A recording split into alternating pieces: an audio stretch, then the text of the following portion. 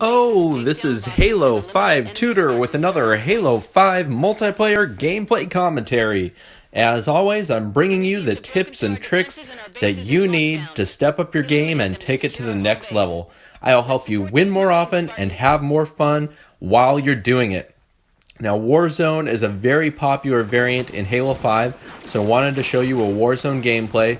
Now, unfortunately, when I jump into the theater, it doesn't bring me straight to my own gamer tag. It makes me cycle through all these different Spartans, so that's why you see me searching frantically to find my own Spartan. So here I am. They've dumped us in the base, and the first thing you need to do in Warzone is clear out your own team's base. Usually there's just a few enemies, not anything too difficult. In this case, a few Prometheans. So you clear them out, and then you want to capture the base. Now, in your base, there's a core which you need to defend, which is right behind me here. And in front, this is a requisition terminal where you can pick up weapons, vehicles, or other things. Unfortunately, in the theater mode, you can't see me making the selection. It's hidden in the theater, but in game, it pulls up a panel where you can choose from all the different weapons that are available. And early on in the game, you don't really have access to a lot, but as the game progresses, you get access to more and more powerful things, leading up to like scorpions and wraiths and banshees and sniper rifles and all kinds of great stuff. So here I am in the armory, which is just a little bit further out. The base is kind of on the edge of the map. The armory is a little further, and then in the center of the map is the fortress.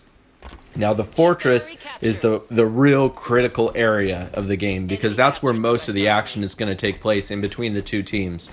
So the team that occupies the most buildings at the same time is the team that's going to accrue more points. The first team to 1,000 points wins. Now, I want to emphasize, and this is really important, if I don't teach you anything else in this video, I want to teach you this. It's super important to be the first team to capture the fortress when you're playing in Warzone, because it's very, well, I'm not going to say it's easy to capture the fortress, but it's much easier to capture it initially than to recapture it from your opponents. Once your opponents are locked in there, it's very difficult to get it back. The reason being is, in order to clear it out and to recapture it, you need to kill all the enemies that are inside the building, and you need to sit on it for a period of time while it captures. That's very difficult to do, because it's a very large building, so to get all throughout the building and find and hunt down every enemy that's in every nook and cranny and kill them all, meanwhile more forces continue to pour in, is very difficult to do. So it is super important that you're the first team to capture the fortress.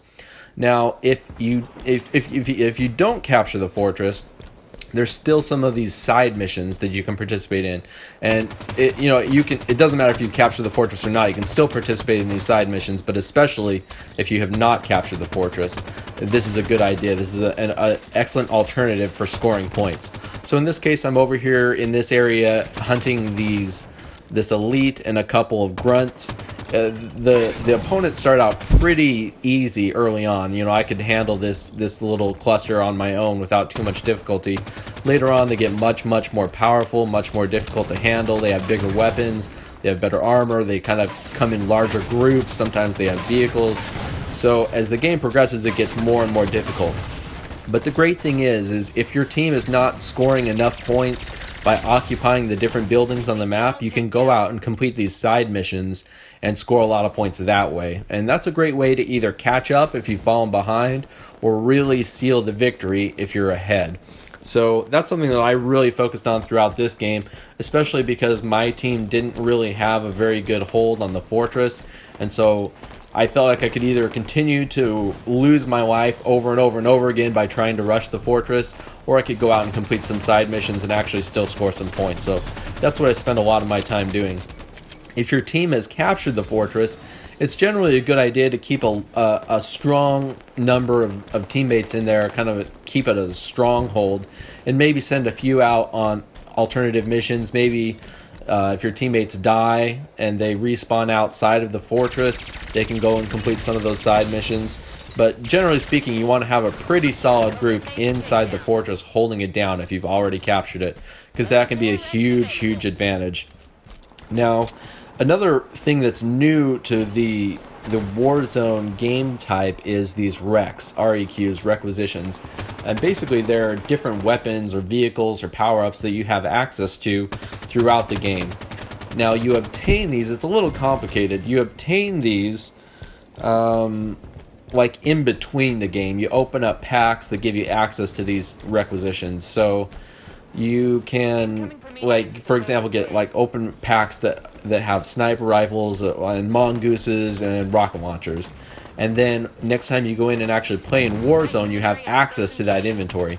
So in the Warzone game, everybody has a completely different inventory based on which requisitions they got in between games. So in between games, you can go and open more packs and kind of build up your inventory, and then when you actually go play in the game, you use it up, and it's kind of like this cycle.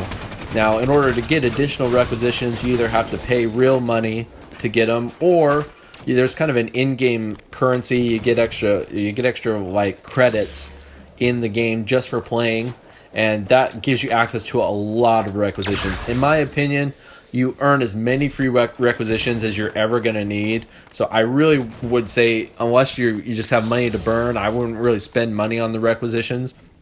But that is an option if that's something you want to do. Now I'm going to make a future video that shows you a little bit more about the in-between game process of opening the requisitions, purchasing requisitions, and how all that works. Because I know it can be kind of convoluted if I'm not showing it here in the video. So I'm not going to get too in-depth in that until I can actually show you in a future video. But in this case, for example, I chose to load out with this ghost. I chose that because it's a large map. I can get around quickly and hopefully get out and maybe complete some side quests or splatter a couple of opponents. So I could have maybe chosen between this and a mongoose and a warthog and a sniper rifle. And so I kind of had a few different choices which I can choose from. So I will point out, 1,000 points will win the game, but there is an alternative way to win, which is to destroy your opponent's core, which is in their base. And of course, if your opponents destroy your core, you're going to lose. The trouble is, though, you can't gain access to their core unless you capture all the buildings. So if you capture the fortress, and then you go capture their armory, then you have access to their base, and you can capture their core. The truth is if you're behind on the scorecard, that means you probably are not controlling the map, you're not controlling all those buildings. So if you're already behind by not controlling the buildings, not controlling the map, it's going to be very unlikely that you're going to be able to push through, capture all those, and destroy your opponent's core in their base. I mean, I'm not to say it's impossible, but if you're already behind on the score, then it's probably not likely that you're going to be in a position to destroy their core, which is, you know, you have to go through all the progressions. So that's something to keep in mind. Now, the poll question that I wanted to throw out to everybody today is I wanted you to list the different Halo games and which ones were your favorite, your most favorite to least favorite. Right, so I'm going to start with mine, and I really would have to say, and again, it's a small sample size, but I would say Halo 5 is my most favorite Halo game that I've played. I really like Halo 5 a lot. Probably next up, I would go with Halo 3 and or ODST. I mean, the multiplayer was the same, which is the bulk of what I play. So Halo 3 and ODST kind of together. I actually really liked both the campaigns on Halo 3 and ODST a lot. I played them really extensively, and the firefight in ODST I really enjoyed. I'll go with Reach next, and then Halo 4 last. So those are all the games I played. I also played the Halo 1 Anniversary Edition. I won't really count that. But so Halo 5, Halo 3, ODST, Halo Reach, then Halo 4. So that's my order. So down in the comment section below, let me know what your order is. Which games did you like the most to least? And maybe what were some of your favorite game types or different playlists that you had available in those? Then what made it your favorite, I guess. Let's see. The next thing I want to get into really quickly is just telling you a little bit more about me. A lot of you have been subscribed for a long time, and I get all kinds of questions about where I've been and what I've been up to and how I'm doing. And I feel honored that there's so many people out there that even care. I really appreciate it.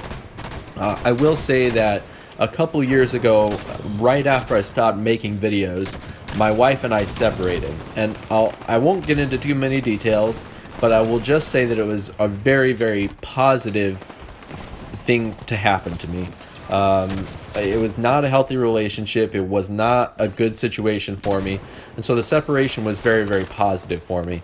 And I would just advocate, if I can just take 1 minute to say, if you have any relationships in your life that are unhealthy, that are destructive, that are not improving the quality of your life, and heaven forbid are abusive in any way, you know, you're anybody listening to the sound of my voice does not have to deal with that situation.